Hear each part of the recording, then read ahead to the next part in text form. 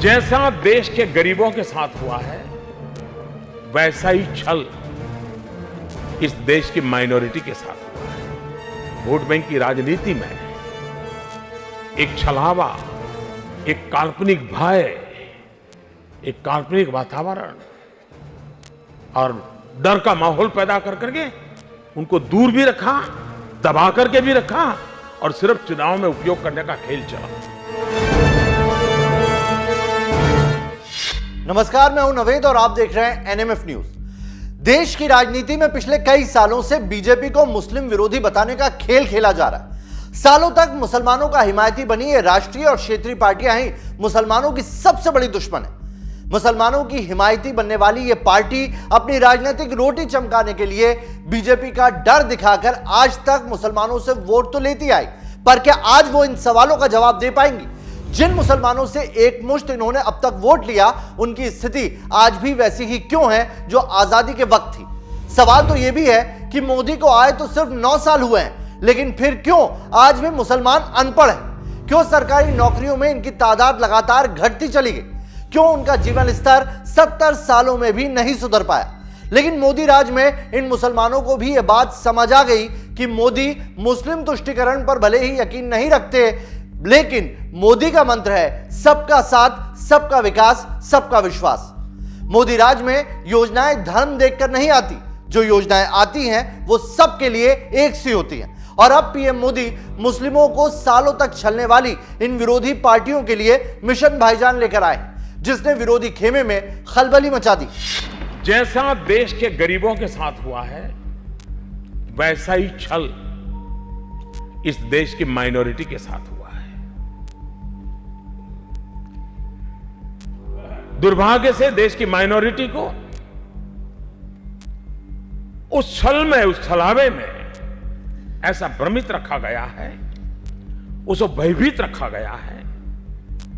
अच्छा होता उसकी शिक्षा की चिंता होती, अच्छा होता उस पर सामाजिक सार्वजनिक जीवन के भिन्न भिन्न स्तर के लीडर पैदा होते, अच्छा होता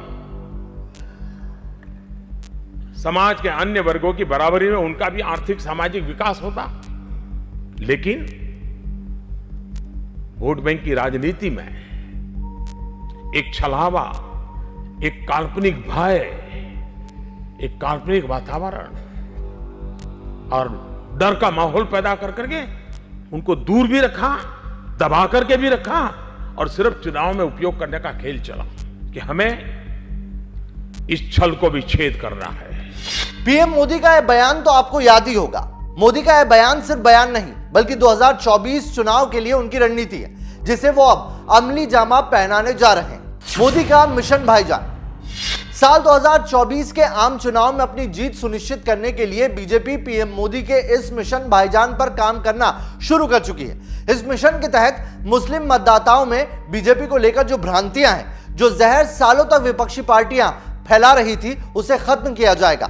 इन विरोधियों में कई नेशनल तो कई स्टेट पार्टी हैं, जैसे कांग्रेस, समाजवादी पार्टी, बसपा, टीएमसी और आम आदमी पार्टी के साथ एआईएमआईएम, जो बीजेपी के इस मिशन भाईजान से परेशान। बीजेपी ने इसके लिए विशेष योजना बनाई है। मिशन भाईजान के तहत बीजेपी देश के 65 मुस्लिम बहुल जिलों में 5000 मोदी मित्र बनाएगी, जो अपने अपने जिलों में मुसलमान मतदाताओं को पार्टी से जोड़ने का काम करेंगे। इनमें सबसे ज्यादा उत्तर प्रदेश और पश्चिम बंगाल के लिए 13 जिले और बिहार, असम, केरल के वो जिले शामिल हैं जिनमें मुस्लिम मतदाता हार और जीत का फैसला करते हैं। इस मिशन की शुरुआत 25 अप्रैल से शुरू होगी, जो 1 साल तक चलेगी। यानी यह मिशन न सिर्फ आने वाले 6 राज्यों के विधानसभा चुनावों पर असर डालेगा, बल्कि 2024 लोकसभा चुनाव में भी विरोधियों को चारों खाने चित करेगा। यही नहीं, इसके तहत कई और कार्यक्रम बीजेपी चलाएगी। एक तरफ संघ मुस्लिम मंच के जरिए मुस्लिम बुद्धिजीवियों को साथ लाएगा, तो वहीं मुस्लिमों को बीजेपी सरकार और संगठन में महत्वपूर्ण पदों पर जगह दी जाएगी। बीजेपी मिशन भाईजान के ही तहत सूफी संवाद महाअभियान की भी शुरुआत करने जा रही है, जो 15 मार्च से शुरू होगा। इसका उद्देश्य सूफी समुदाय के लोगों को भाजपा से जोड़ना है। आपको बता दें कि सूफी संस्कृति भारतीय संस्कृति का ही मुस्लिम स्वरूप है जो पूरी दुनिया के लोगों को आकर्षित करता है। भारत में मुस्लिम धर्म का आना भी सूफी सिलसिले से ही शुरू हुआ।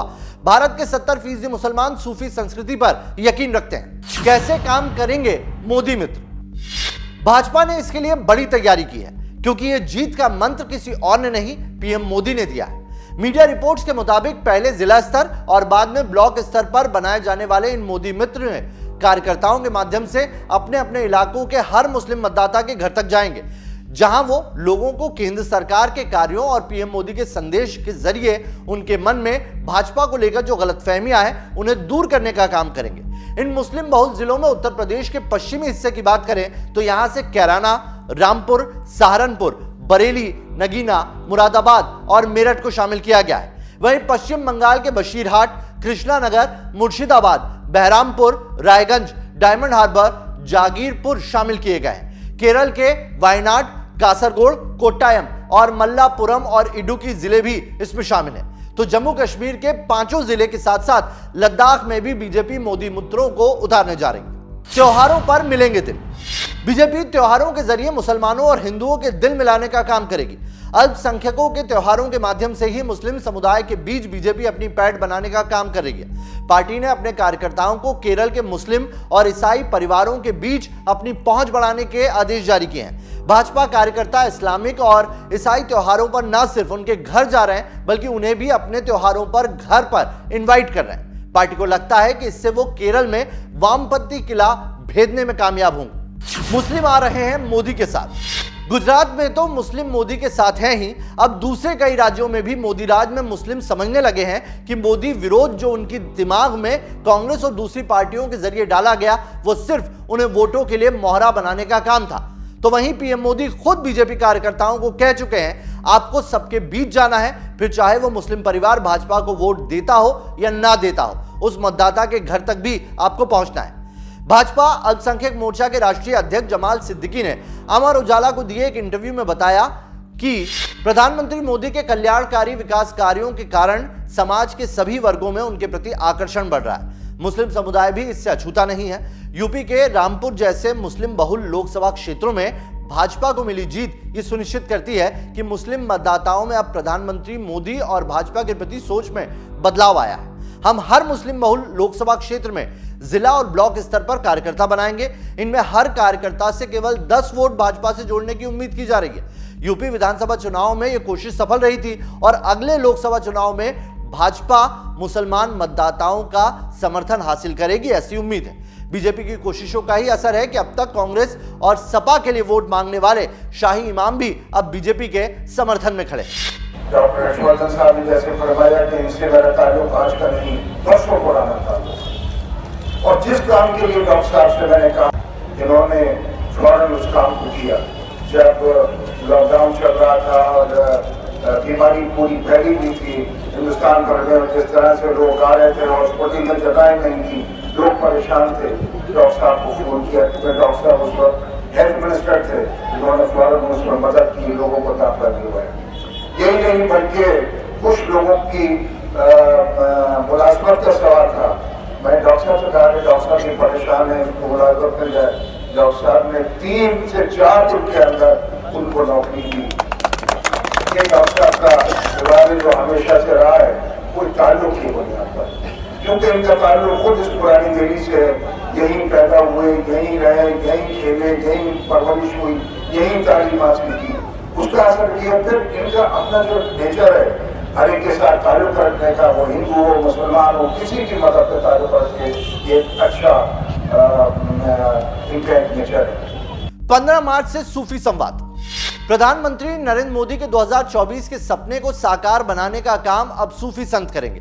भाजपा का अल्पसंख्यक मोर्चा 15 मार्च से सूफी संवाद महाअभियान कार्यक्रम की शुरुआत करने जा रहा है। इस अभियान को सफल बनाने के लिए सूफी समुदाय के 150 नॉन पॉलिटिकल लोगों की एक टीम बनाई गई है, जो देश के अलग अलग हिस्सों में जाकर मुस्लिम लोगों के बीच में भाजपा की विचारधारा और पीएम मोदी के संदेश को पहुंचाने का काम करेंगे। यह कार्यक्रम लगभग 1 साल के लिए चलाया जा रहा है। साल के आखिर में दिल्ली में एक बड़ा सूफी संवाद कार्यक्रम होगा, जहां पर पीएम मोदी भी शामिल होंगे और इस मंच से वो एक संबोधन देंगे। ये टीम देश के उन लोकसभा क्षेत्रों में विशेष तौर से काम करेगी जहां पर मुस्लिम समुदाय की आबादी 20% या फिर उससे ज्यादा है। सूफी संवाद का कार्यक्रम देश के हर राज्य में चलाया जाएगा, लेकिन इसमें उत्तर प्रदेश सबसे खास है, जहां से लोकसभा की 80 सीटें आती है।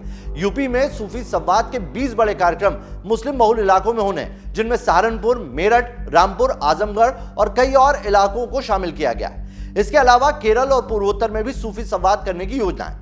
2 बार बीजेपी ने फुल बहुमत की सरकार लाकर बता दिया है कि उन्हें अगर मुस्लिम वोट ना भी मिले तो भी उनकी सरकार बन जाएगी। पर पीएम मोदी सबका साथ, सबका विकास और सबका विश्वास चाहते हैं। वो नहीं चाहते कि मुस्लिम सिर्फ वोट बैंक की राजनीति का शिकार बने रहे और विरोधी पार्टियों के टूल की तरह काम करें। पीएम मोदी चाहते हैं कि देश के मुसलमान को भविष्य बेहतर हो सके, उनका मुस्तकबिल संवर सके, और इसीलिए भाजपा ने 2024 के लोकसभा चुनाव को ध्यान में रखते हुए मिशन 80 का लक्ष्य निर्धारित किया है। इस मिशन 80 के तहत वो उत्तर प्रदेश की सभी लोकसभा सीटों को जीतने का लक्ष्य बनाकर बीजेपी चल रही है, और मुस्लिम बहुल सीटों पर भी बीजेपी ने इस बार मुस्लिमों को साथ लाकर यह सपना साकार करने के लिए मिशन भाईजान चलाया है। आपको ये स्टोरी कैसी लगी हमें कॉमेंट करके जरूर बताइएगा।